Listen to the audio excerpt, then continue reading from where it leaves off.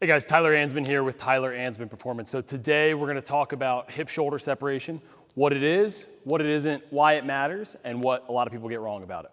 All right, so first piece, what is it? Let's give it a kind of quick definition. So it's the temporal difference between max hip rotation angular velocity, right, or pelvis rotation angular velocity, and then max upper torso rotational angular velocity. Okay, so when does this reach peak velocity and when does this reach peak velocity? It's the difference between those two.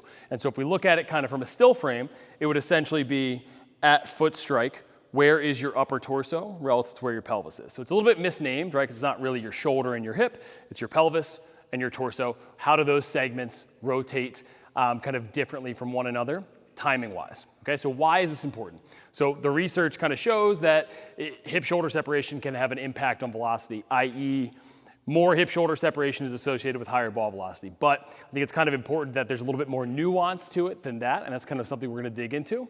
And so how does this affect ball velocity? One, we get an enhancement kind of in elastic energy storage and release. When we have kind of this separation between these two segments, we get a good stretch across kind of these connective tissue or fascial slings. Like if we kind of think about kind of across the abdominal musculature, we get a stretch along there. We get this kind of storage and release, this kind of rebound of energy through there.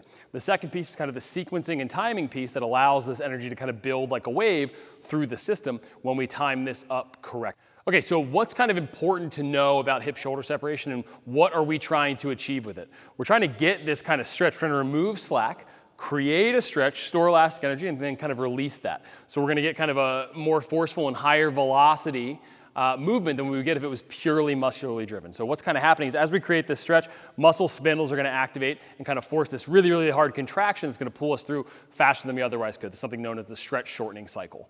So it's kind of maybe an important piece to think about, maybe not, worthwhile knowing for sure. But then what are people getting wrong about this? Well, one of the things that we're seeing recently is kind of a device where people are pulling into this kind of deepest possible motion they can.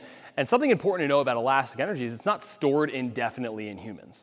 Now, if we were mantis shrimp, this would be a more interesting conversation because they have kind of a device as part of their kind of claw or arm where they can essentially cock it back, store this for a longer period of time, and then kind of smash or stun their prey. But in humans, it's a much shorter period of time, and then we kind of lose that as heat. We're no longer storing it as elastic energy. It's lost as heat. We're not going to get this kind of rebound out of this if we're holding too long.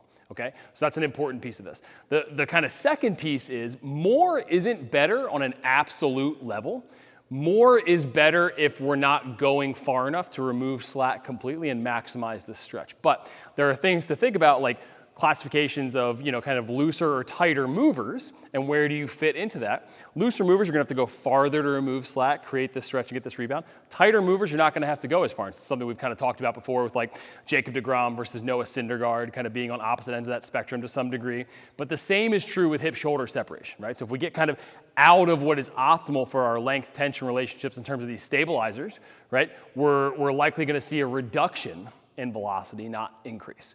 All right, so we just want to kind of have an understanding of what this should look like. Do we want a difference between kind of when the velocity of the pelvis rotating peaks and then when the upper torso velocity peaks? Yes, we want a difference between those two. But how much is going to be kind of highly individualized to the athlete, right?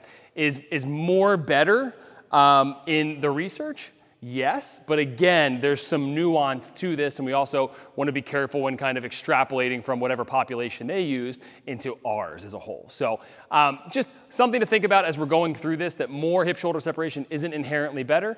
You want to kind of think about your athlete or yourself a bit more carefully on an individual level, and then kind of go from there with what improvements you want to see made. In another video, we'll kind of talk about how we go about evaluating this and how we go about improving this if it's necessary. Thanks for watching. Feel free to drop comments or questions below. And if you want to train with us, feel free to reach out via email. Thanks for watching.